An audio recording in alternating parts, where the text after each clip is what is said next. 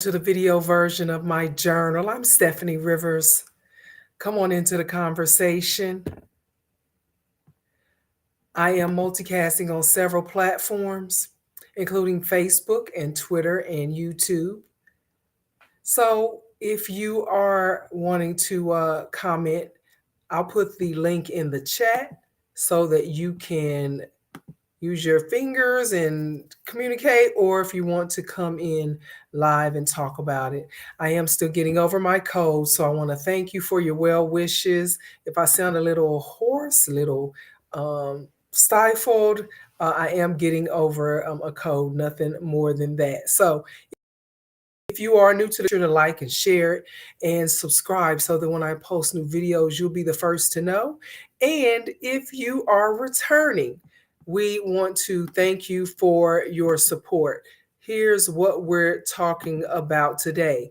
Now, when law enforcement officers don't live up to the standards expected of them, there's a way to keep them from getting hired in another jurisdiction. And it's a way to hold them accountable for the bad behavior that got them in trouble to begin with. They can be banned from law enforcement. Who knew? I didn't know. It's called decertification. Law enforcement officers can be decertified in the state where they are employed as law enforcement officers, or LEOs, or LEOs for short. Now, that's what happened to the four of the disgraced former Memphis cops charged with the murder of Tyre Nichols in January. Now, as of last week, Demetrius Haley, Emmett Martin III, Justin Smith, and Desmond Mills Jr. no longer have the certification to be law enforcement officers. Now, something I'm sure they worked very hard to get is their certification. And I'm sure they took pride in achieving it, but they threw it all away over what's turning out to be one cop's personal vendetta against Nichols. Now, the Peace Officer Standards and Training Commission, or POST for short, the POST Commission is the agency with the power to suspend or decertify law enforcement officers in the state of Tennessee. And the POST Commission also controls decertification in 14 other states. So it's likely that these police officers or former police officers won't be able to get certified in those 14 other states, even if they try. Now, because this decertification will be on their records, then that's going to make it even harder for them to do anything pertaining to law enforcement anywhere. It's akin to an attorney that gets disbarred in the state where he or she passed the bar and received the license to practice law. So you spend tons of money and time and energy and years to build yourself to a certain standard, and you get certification and you throw it all away. They did anyway, threw it all away over something that for most of them, they didn't have anything to do with it. They were there because of one other dude, allegedly. Okay. So 3 of those former cops also were members of Omega Psi Phi Fraternity Incorporated, and their membership was revoked a couple of weeks ago by the Grand Basilisk of the fraternity. Now, they didn't make public which 3 of the law officers were members of Omega Psi Phi, but essentially, whoever the 3 are, they no longer are involved with their license has been revoked. Here's something else I want to share with you, and that's the 5th cop that was charged in Nichols' murder. His name is Darius Bean, and he'll have a decertification hearing coming up in a few months. And here, this picture is of former cop Preston Hemphill. He was He was not charged with a crime, but he was fired for tasing Nichols as he ran away to avoid the continuous beating. Also, he has a decertification hearing coming up in the next few months. So, who knew that cops could be decertified and never be in law enforcement again? It just lets me know, and I'll talk more about this later, that there are lots of things that these agencies, these police departments could have been doing all this time, but they were telling us they couldn't do anything because of qualified immunity. When if you want to get something done, they could have had something done to all these other cops in these justified shooting of people. So now, in addition to the decertification and of these cops and the pending decertification of two of the cops, now we know the name of the seventh cop that was at the scene of Tyre Nichols' beating. And we know why the Memphis Police Department protected his identity and made no official mention of him being at the scene until a few days ago. Now, it's because this law enforcement officer was a supervisor who failed to take charge as he was expected to do because he was the most senior person on the scene. His name is Dwayne Smith. Dwayne Smith. Smith also was a member of the now deactivated Scorpion team, and his rank was lieutenant. So, still, they held off naming Lieutenant Dwayne Smith because he was supposed to be the most mature person on the scene, the most rational person on the scene to keep things like this from happening. The fact that Smith was a lieutenant and had been with the Memphis Police Department since 1998, that's 25 years. It's not a good look for the department. So they hid it as long as they could.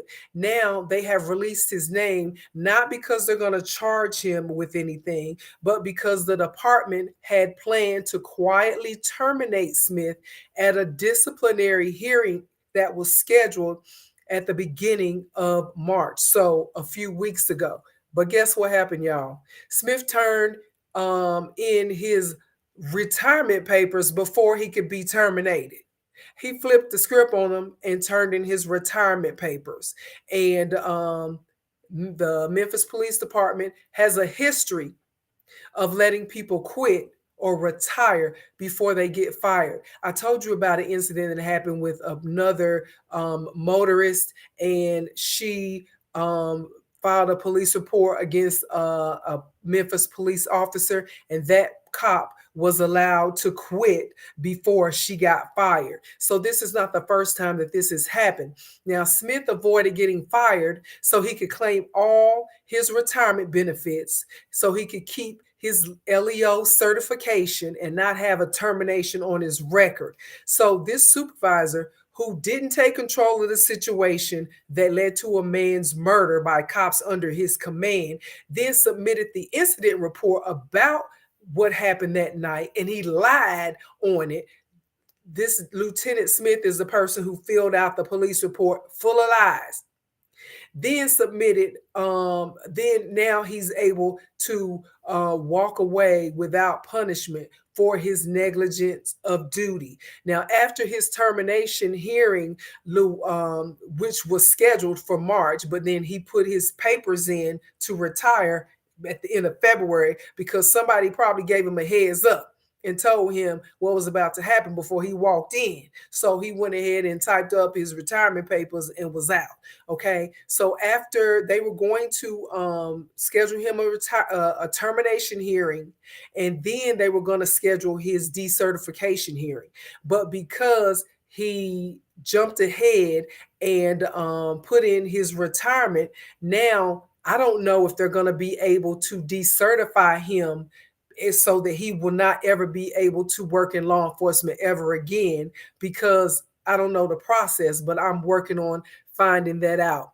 So maybe now that he's retired, decertification might not be an option for this person. But here's the thing: when I get his picture, I'm working on getting his picture because they're still holding out on his picture, and I'm not. I wanna. We speculating who this the Lieutenant Dwayne Smith is. I know people who live in Memphis, and I also know people who work at the Memphis Police Department. And so I am going to try to get his picture for you. And we got watch them watch them ninjas saying, "Hey Steph, hey, how's it going?" Watch them ninjas. I know what you're talking about. So if you haven't already, be sure to like, share, subscribe so that when I post new videos, you'll be the first to know. And so I'm going to keep checking on getting the picture of this now retired, trying to hide from his accountability, Lieutenant Dwayne Smith. Cops who are charged with Nichols' kidnapping and murder, they had no problem trying to place blame on the EMTs, who in the video it shows they didn't immediately give Tyre Nichols medical attention at the scene. So they're saying, the cops are saying, that the EMT's lack of immediate care is what killed Nichols. So they too should be charged with the crime in connection with his murder. That's what the cops are going to say. That's what they've said. That's what their attorneys have said. And it's probably going to be their defense in the case. So we'll be waiting for that. But when it comes to holding this now retired lieutenant accountable in any way, he is allowed to walk away with full benefits as if the whole thing never happened. And that's some BS. Okay. So we're going to make sure that everybody is held accountable. So this incident has shown me a few things about the process of punishing crooked cops. One, it doesn't take months to do an investigation. It takes common sense and a look at the evidence, and you can make a determination of what happened in minutes. Okay. So all this stuff about, oh, we gotta investigate and we gotta turn it over to this and independent that's just so they can buy their time and probably give those crooked cops time to get themselves together and stack their money based on what is about to happen. Okay. It doesn't have to take months. It can take minutes, just like it did with these police officers. When police administrators did, they worked swiftly and terminated these bully, lie, killer cops in Memphis and rightfully charged them with murder. So we know that it can be done when they want to do it. Now, I believe the only reason that they moved so fast is because the cops were black. And had the cops been white, we might still be waiting on them to investigate. Okay. But whether they're black or white, these dudes were wrong. Okay.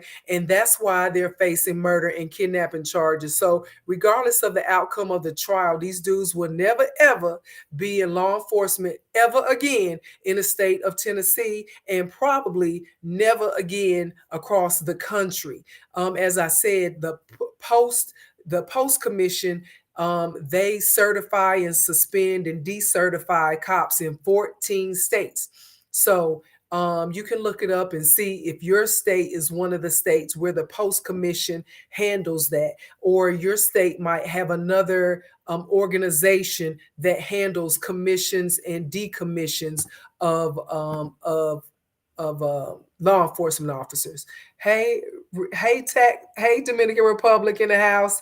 Good evening from Dominican Republic. I was just there a couple of weeks ago with my mother. Thanks for stopping in. So now, if you are dealing with a crooked cop in your area, let's start filing direct complaints against the cops with the post commission or the organization that handles certification in your state.